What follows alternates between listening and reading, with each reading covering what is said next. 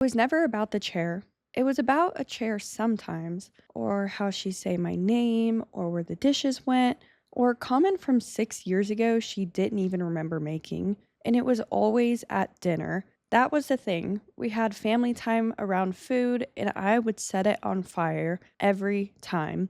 Plates on the table, my dad and my brother sitting there waiting, and I'd find the thing, the opening, the small wrong move from her that I could light a match to, and I'd burn the whole night down. And a part of me, even mid yell, I would know. I'd be standing in the dining room screaming at my mother about furniture, and somewhere underneath the noise, a quiet voice was saying, "This isn't about the chair. This isn't even about her. You're doing it again." And I'd keep going anyway because I told myself I was justified. I told myself she'd hurt me, and that meant I got to put her in her place. I told myself I was tired of her shit, and we weren't stopping until she apologized. I wanted to be right, and more importantly, I wanted her to be wrong. That was the lie I lived inside for most of my life, that my anger was a verdict, and that if I felt it, it had to be true. That the past gave me a permission slip to punish the present over and over in front of everyone until I was the only one still angry and everyone else had just gone quiet.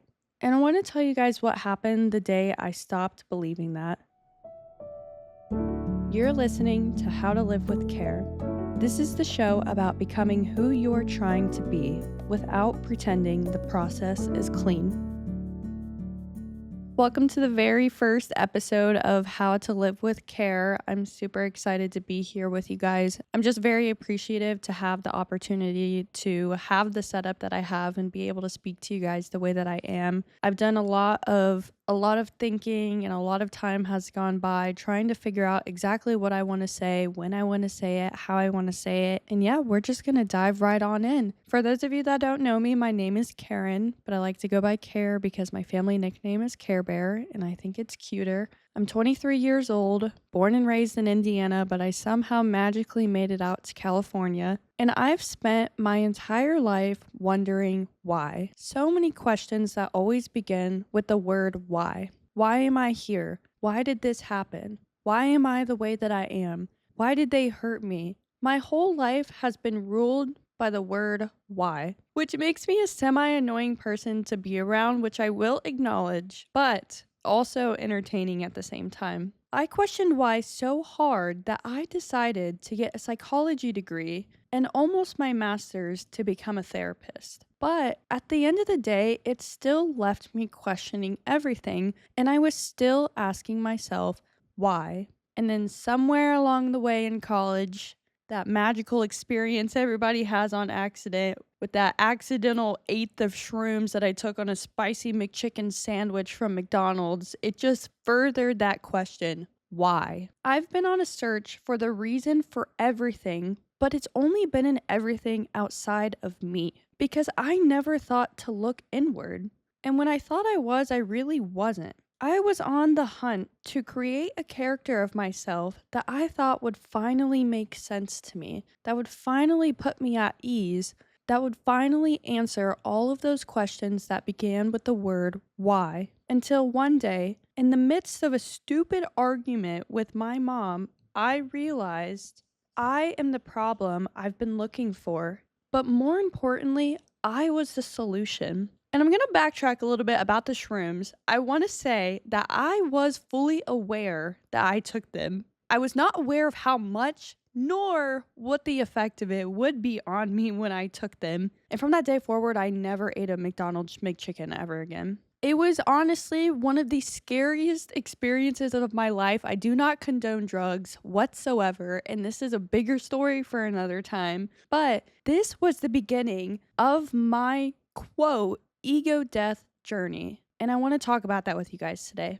We see the word ego all the time online. What does it actually mean? What does this buzzword mean that people keep flying around? What is ego death? What is it? We're going to go with the basic definition of ego. And this is Freud's framework here that they teach you in Basic Psychology 101. It is the part of the mind that mediates between your raw desire, known as the id, and our internalized sense of morality, known as the superego. So the ego can be thought of the manager of your mind, and it's typically formed and created as an attempt at preservation, like a form of armor towards the outside world. So I have an example here, and it goes like this. A grandmother grows up in a world where love comes with conditions. So she builds armor. She builds an ego that says, I am always right. I never apologize. I never look weak. That armor protects her, but it makes her hard to love, and it makes it difficult for others to feel loved by her. She raises a daughter. That daughter grows up never knowing if love will stay. So she builds an armor, an ego, that says, I feel everything too big. I love hard, and I leave even harder. I put walls up before anyone can put theirs up. This keeps her from breaking. She raises a daughter. That daughter grows up watching it all, so she builds an armor, an ego. She says, I snap when I don't need to. I get defensive before anyone has attacked me. I push back hard because somewhere along the way, I learned softness was not safe. These generations of women were protecting themselves the only way they knew how, hurting others and themselves along the way without realizing it. Each one thinking, this is just who I am. But none of them realized that they were wearing an armor or their ego that wasn't theirs to begin with. And honestly, the whole conversation about an ego just gets so confusing for me where I just keep wanting to dig deeper and deeper and deeper.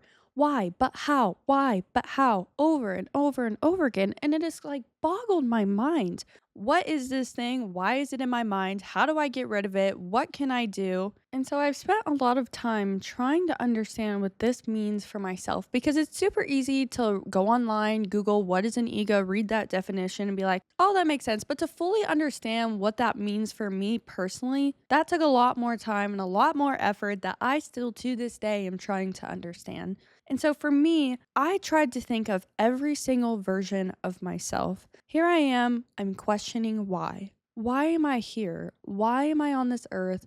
What am I supposed to be doing here? And then I started to try and create this character of myself in my head based on what I saw around me, based on what I thought was cool, based on these made up expectations of what I thought life was supposed to be, of who I thought I was supposed to be, of the way that I thought I should be acting. And so I created this character, Karen. I'm sporty. I love music. I'm super funny. And it just slowly builds further and further on top of itself to the point where you finally get down in that job interview and they ask you that question. Tell me about yourself. Tell me who you are. And then boom, panic. You can't think of anything else besides the basic demographic questions and basic character traits that you could Google online that you could somehow apply to yourself. And then you suddenly realize that you have no idea who you even are. And you can think back and you're like, okay, well, this is who I was in high school.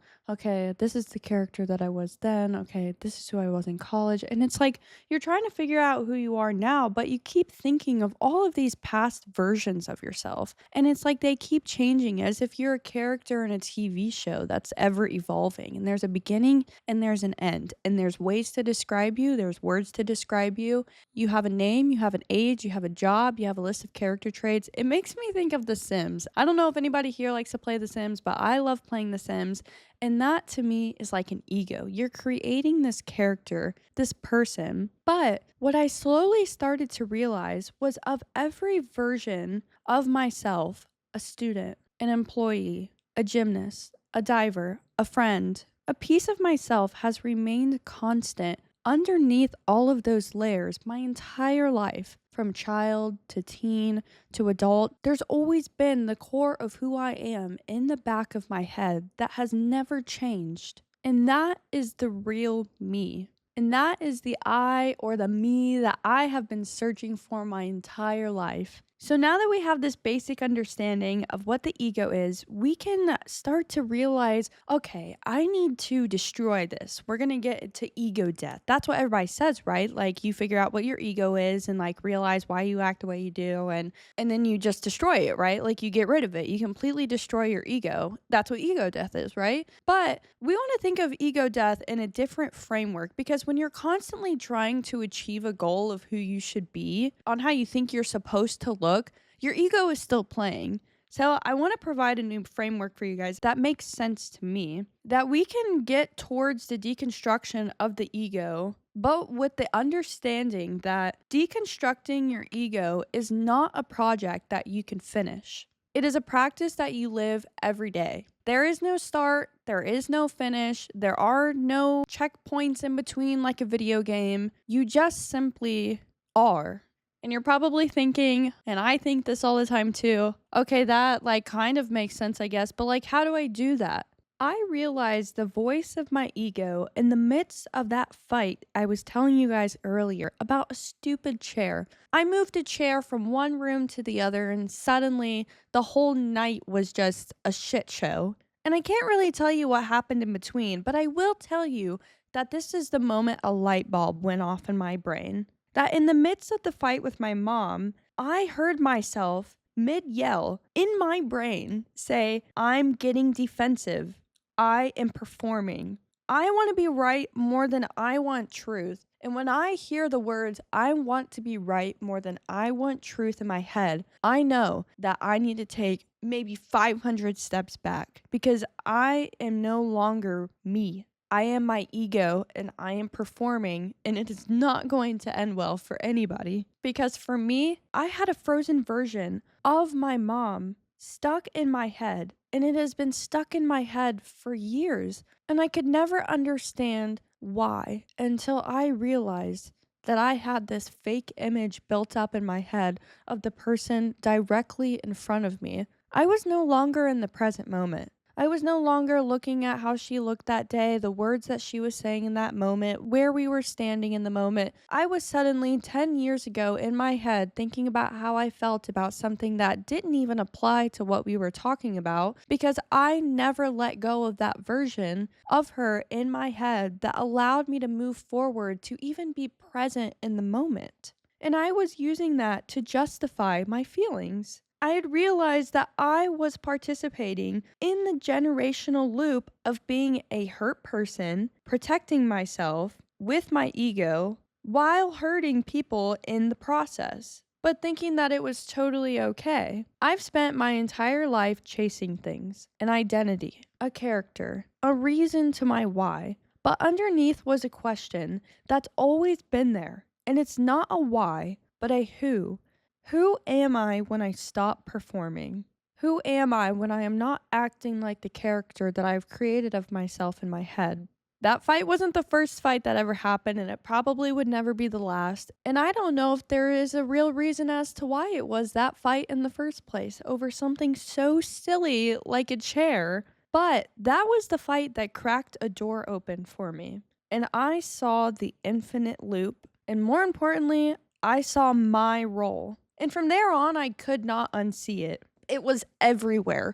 It was no longer me having a conversation with my mom in the kitchen. It was me in a classroom. It was me at home. It was me on the phone. It was me with a friend. It was me at work. It was me everywhere. I was acting and I was performing in every aspect of my life. And I didn't even realize it until, boom, I woke up. I was living in a constant state of misery, trying to find a reason why and trying to find an external reason as to why, when at the end of the day, it was me. It was me. I was the one that could not let go. I was the one still holding on to this version of myself and this version of things around me. And you know how unfair that is? To not only hold on to that, but then to act out because of that, and then continuously blame that external source, taking no accountability whatsoever. Because I was chasing a justification for how I felt in life. I wasn't chasing the truth, because the truth was not pretty and it was not in my favor. And I didn't want that until this moment when I no longer accepted this version of myself. And I realized that if I want to grow, if I want to be the better version of myself, if I want to live the life that I want to live, I want to become more present. I want to treat the people around me with grace and kindness, and I want to be kinder to myself, that I had to realize that I was more of the problem than I thought I was. And from there, it fully unraveled. And I realized every single time that I was in the wrong, that I completely slapped a band-aid on, blamed somebody else, and kept moving on forward with my life. And it sucked.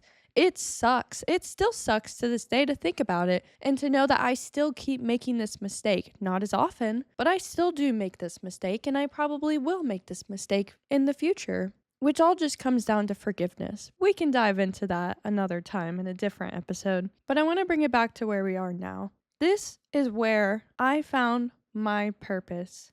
It's not trying to get a specific job title. It's not trying to earn a specific salary. It's not trying to be this specific character. It's not trying to look a specific way or be a specific image in other people's heads. It's about uncovering the real version of me and practicing and living to that version every single day. Holding myself accountable every single day. Living more in the moment every single day. If any of this sounds like you, then this is the podcast for you. We're going to be talking about the things that people typically don't want to talk about. We're going to talk about how we're more of the problem than we like to admit, and we're going to learn to forgive ourselves, and we're going to learn how to slowly deconstruct and slowly peel back those layers of this armor that we have built for ourselves. Because we don't only owe it to the other people around us, but we owe it to ourselves to live every day with the highest expectation of who we should be every single day. And talking about those things that you don't want to talk about and realizing, hey, I had a bigger role in this than I thought is the way out. So I'm going to give you guys homework each week. I know homework is lame, but I promise you, having a little exercise for the brain is always good. So your homework for this week is I want you to write down who you think you are. I want you to write down who you think your character is. If you were in a TV show, what would your character be like? How would you describe them? And then I want you to take all of that information and question, where did this come from? And then once you get to that point and you can kind of pinpoint where you think it comes from, I want you to ask yourself, does this serve me? It honestly is one of the most beautiful things to have a great journal prompt or a brain prompt to have. Now, I'm just a girl with a bachelor's in psychology. I don't have these profound credentials. I'm only 23 years old. All I know is what I've lived in, what I've seen from others, the person that I am today, areas that I need to grow, patterns and behaviors that I've seen not just in myself, but in other people. And I am trying to formulate that into words in the best way possible to communicate with everybody else, just to see, hey, does somebody resonate with this? Can I be that person that I needed way back when I was questioning why? When I was just a tornado crashing into things constantly, trying to look for that answer. And that's where I'm going to leave you guys with today. Thank you guys so much for listening. If you made it all the way here to the end, in each episode, we are going to dive in different scenarios of times where you're probably not thinking that your ego is probably taking over. We're going to dive into a lot of different situations in all of these future episodes, and I hope you guys stay tuned for those as well. And as always, remember to live with care, and I'll see you guys next time.